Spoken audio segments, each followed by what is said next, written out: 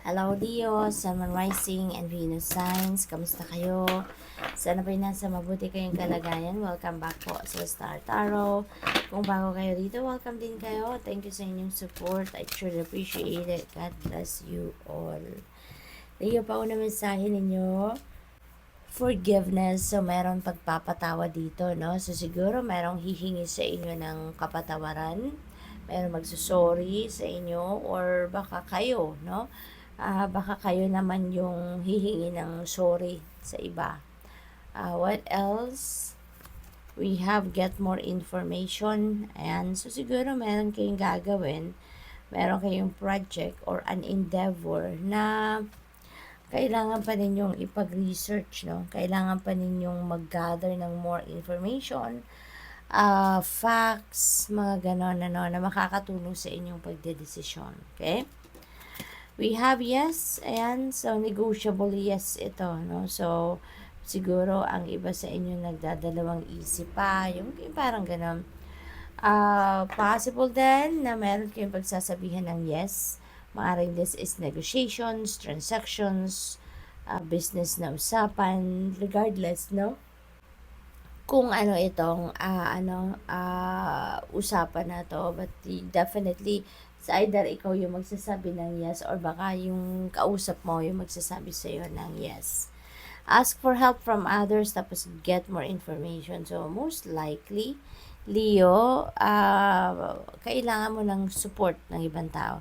Siguro kailangan mo na mag-research dito kasama or katulong ang ibang tao for whatever reason, no, na kailangan ninyo ng impormasyon.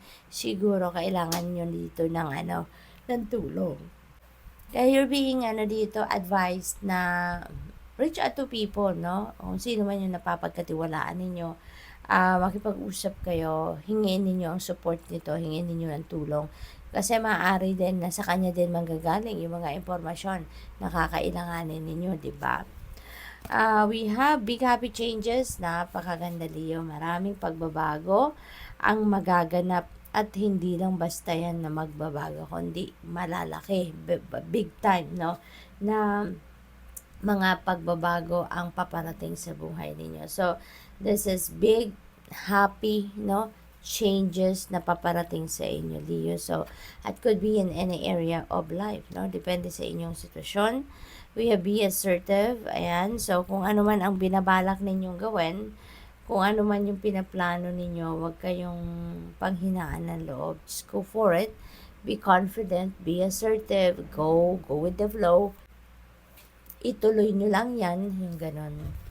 We have perfect timing. Ayan. For some areas of life dito, no? Baka yung binabalak ninyo gawin, parang ito na yung tamang pagkakataon. That could be divine timing has come na para dyan sa mga bagay na yan, ano? Kaya sinasabi dito sa iyo na go for it. Yes, go for it. It's perfect timing na para i-roll out mo na kung ano mga plano na yan. At saka, maaaring nanonotice din ninyo sa paligid ninyo na yung kung ano man ang mga kakailanganin ninyo dito sa endeavor na to or sa venture na to, maaaring nakikita nyo na sa paligid ninyo. Kaya, mas lalo kayong ginaganahan, mas lalo kayong inspired because whatever it is that you need, no, to roll out your plans ay maaaring nandiyan na sa inyong paligid. Kaya, feeling ready na din kayo, no? We have helpful people. You're so lucky. Ayun, and you're blessed, Leo. Kasi kahit ano man ang kailangan ninyo, you can expect help from other people. Nandiyan sa paligid ninyo ang mga taong makakatulong sa inyo, okay? Kaya huwag kayong magdalawang isip, huwag kayong mag-alala, huwag kayong magpatumpik-tumpik pa. Ask for help, okay? Kasi nandiyan na. Kung anong kailangan ninyo, kung anong sadya ninyo, nandiyan na.